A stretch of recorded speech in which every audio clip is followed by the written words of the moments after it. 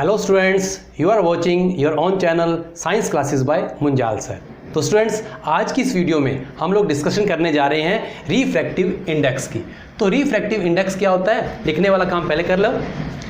Refractive index of a medium is a constant value which indicates the bending ability of light rays by the medium। यहाँ definition से एक बात समझ में आ रही है कि कौन सा मीडियम, कोई एक मीडियम जो है वो लाइट रेज को कितना बैंड करेगा, ये पता चलेगा रिफ्रैक्टिव इंडेक्स से। लेकिन जो कांस्टेंट वैल्यू है ये कहाँ से आएगी, ये अभी क्लियर नहीं है। तो इसको क्लियर करने के लिए आप लोगों ने लास्ट वीडियो के अंदर क्या पढ़ा था, ratio of sine i to the sine r is equal to constant. तो इसको हमने बोला था ये सेकंड लॉ ऑफ रिफ्रैक्शन है, या इसको स्नेल लॉ भी बोलते हैं। यहां से क्लियर हो रहा है कि साइन आई और साइन आर यानी कि टू मीडियम्स का जो है ये कंपैरिजन किया हुआ है। यानी कि एक मीडियम जो है कौन सा है, इंसिडेंट मीडियम, और दूसरा रिफ्रैक्टिव मीडियम है। इन दोनों मीडियम के कंपैरिजन से आपको एक कांस्टेंट वैल्यू मिलेगी और इसी कांस्टेंट वैल्यू को हम रिफ्रैक्टिव इंडेक्स बोलते हैं। तो स्टूडेंट्स, यहाँ पे एक बात और आपने जो नोट की थी कि आई की वैल्यू जो है यहाँ पे, क्योंकि हम क्या बोलते हैं, लाइट रे ओब्लिकली फॉल कर रही है, तो आई की वैल्यू 0 से ज्यादा और 90 डिग्री से कम होनी चाहिए। ठीक है स्टूडेंट्स, अब इस कांस्टेंट वैल्यू जो आपको मिलती है साइन आई और साइन आर के रेशो से, इसी को बोलते हैं रिफ्रैक्टिव इंडेक्स, और जिसको हम म्यू से या आपको ज्यादातर बुक्स में एन से डिनोट किया होगा।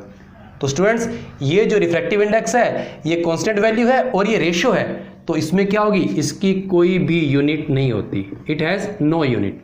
इन बातों का ध्यान रख लेना। अब ये रिफ्रैक्टिव इंडेक्स जो है वो स्पीड पे डिपेंड करता है।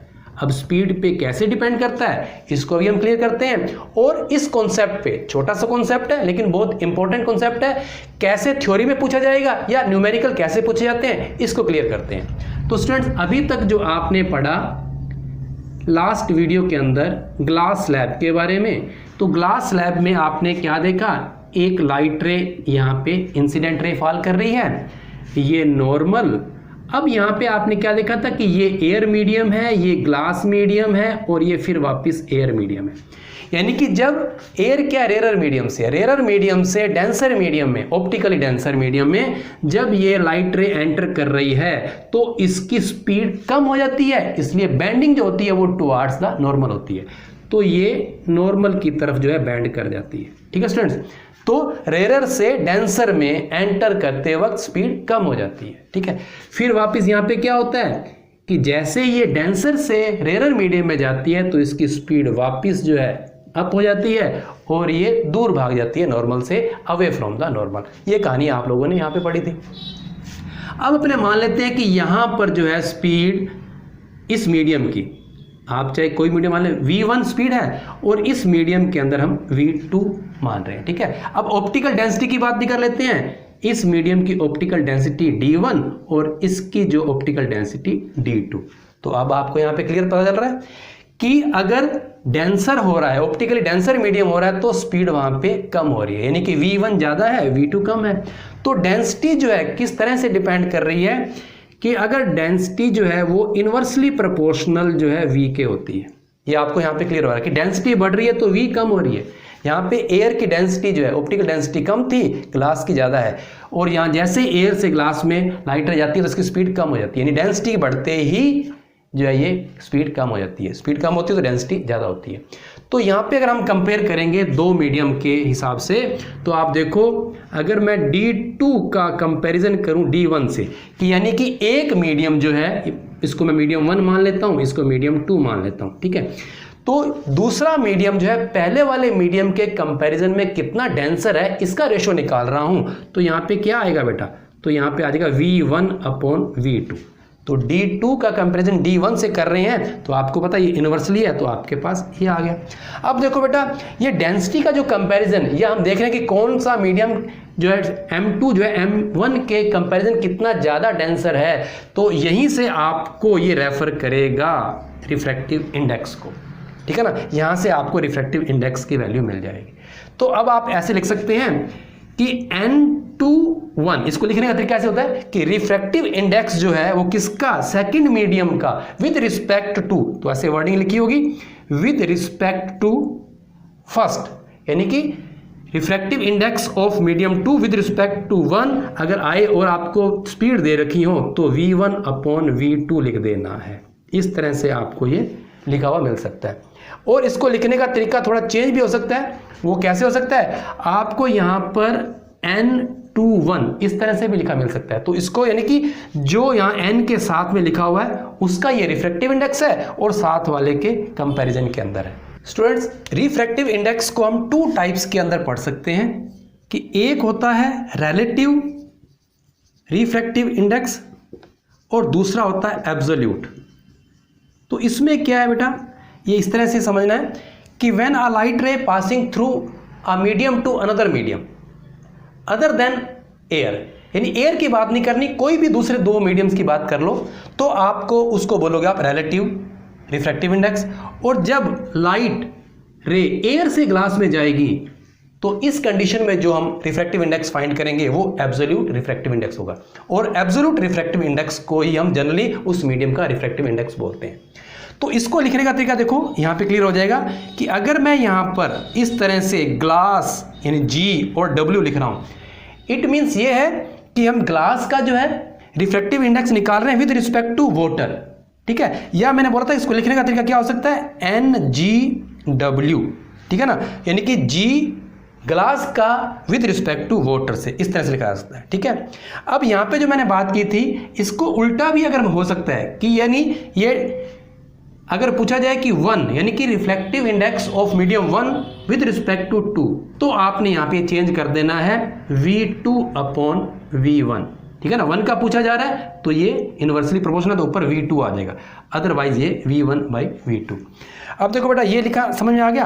अब जब बात करते हैं एब्सोल्यूट की तो उसमें उसके अंदर क्या होता है कि आपने ग्लास का निकालना है विद रिस्पेक्ट टू एयर, यानी कि एयर से ग्लास के अंदर जो है लाइट रे आ रही है, तो ग्लास का विद रिस्पेक्ट टू एयर, या इसको लिखने का तरीका है GA। लेकिन क्या होता है कि एब्सोल्यूट के अंदर मैंने बोला था कि इसी को ही इसका रिफ्रैक्टिव इंडेक्स ऑफ मीडियम बोलते हैं, इसलिए ए की लिखने की जरूरत नहीं है। तो इस तो NG लिखा हुआ है, इट मींस कि ये ग्लास का रिफ्रैक्टिव इंडेक्स है विद रिस्पेक्ट टू एयर। अगर यहां पर लिखा हुआ है NW, इट मींस क्या है कि वाटर का रिफ्रैक्टिव इंडेक्स है विद रिस्पेक्ट टू एयर। तो स्टूडेंट्स यहां हम रिफ्रैक्टिव इंडेक्स को विद एग्जांपल फाइंड करते हैं। अब देख रहे हैं कि ये लाइट रे जो है एयर से ग्लास में जा रही है, तो आपको पता है कि एयर के अंदर लाइट रे की जो स्पीड होती है वो 3 × 10⁸ मीटर पर सेकंड होती है, ये मैंने लास्ट वीडियो में बताया था। और ग्लास के अंदर क्या होती है 2 × 10⁸ मीटर पर सेकंड।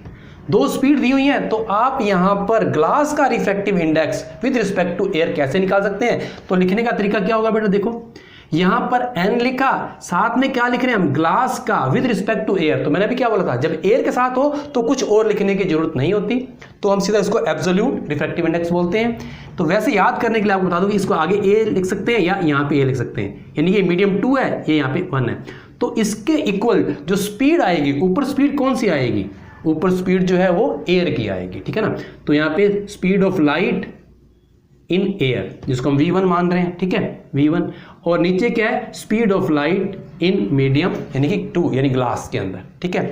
अब देखो आप 3 × 10⁸ डिवाइडेड बाई 2 × 10⁸, तो इसका आंसर क्या आ जाएगा, तो मीटर पर सेकंड कट जाएगा, यूनिट कोई नहीं रहेगी, तो यहाँ पे 1.5 ये जो आंसर आया ये रिफ्रैक्टिव इंडेक्स जो है वो ग्लास का है विद रिस्पेक्ट टू एयर। इस तरह से आप निकाल सकते हैं।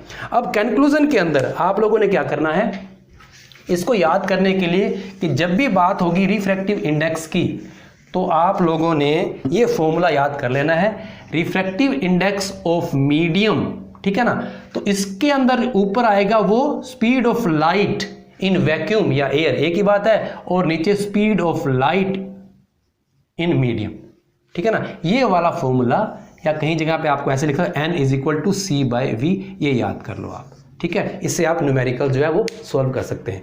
अब देखो स्टूडेंट्स एक कंक्लूजन और निकलता है कि आप यहाँ पे लिस्ट के अंदर देखो बहुत सारे मटेरियल्स की, बहुत सारे मैटर की जो है वो रिफ्रैक्टिव इंडेक्स दे रखे हैं, तो सभी का जो रिफ्रैक्टिव इंडेक्स है वो 1 से ज़्यादा है। इट मीन्स क्या है, रिफ्रैक्टिव इंडेक्स 1 से ज़्यादा है तो मतलब वो बेंडिंग ऑफ लाइट करेगा, जिसका ज़्यादा रिफ्रैक्टिव इंडेक्स है वो बेंडिंग ज़्यादा करेगा। लेकिन एक कंक्लूजन जो क्या निकलता है वो यहाँ पे देखो आप फ्रेंड, रिफ्रैक्टिव इंडेक्स जो है वो 1 से ज़्यादा हो सकता है और रिफ्रैक्टिव इंडेक्स 1 से कम भी हो सकता है। ठीक है, ज़्यादा कब होगा, देखो इस केस में देखो एयर के अंदर स्पीड ज़्यादा थी, यानी कि एयर में स्पीड ज़्यादा हो लाइट की और दूसरे मीडियम के अंदर अगर कम हो जाए स्पीड, तो आपको पता है कि इससे आपको रिजल्ट जो है 1 से ज़्यादा मिलेगा। ठीक है, जब 1 से ज़्यादा रिजल्ट आ रहा है रिफ्रैक्टिव इंडेक्स का, तो यहाँ पर आपने ये कंक्लूजन निकाल लेना है कि बेंडिंग ऑफ लाइट किधर होगी, तो वो टुवार्ड्स द नॉर्मल होगी। ये बात को ध्यान रख लेना है, टुवार्ड्स नॉर्मल।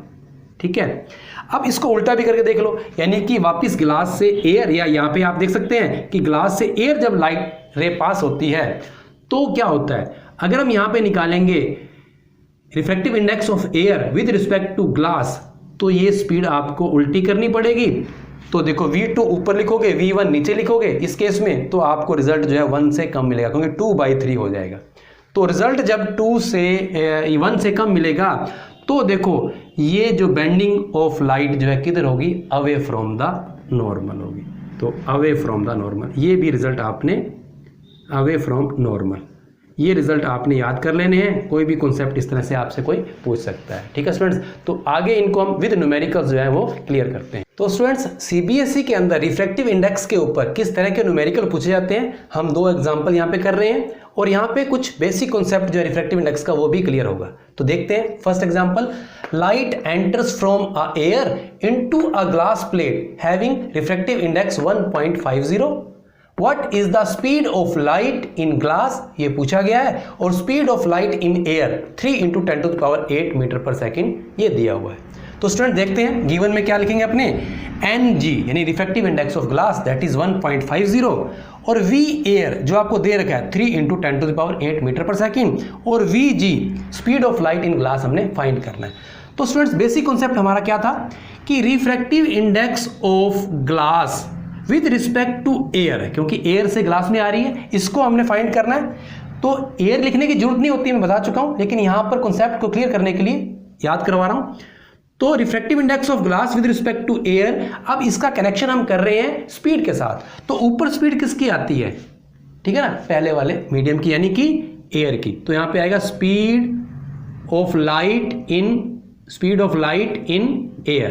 तो इसको अपने शॉर्ट में लिख देते हैं, यानी कि V एयर, ये V एयर लिख दिया। अब नीचे क्या आएगा, V ग्लास।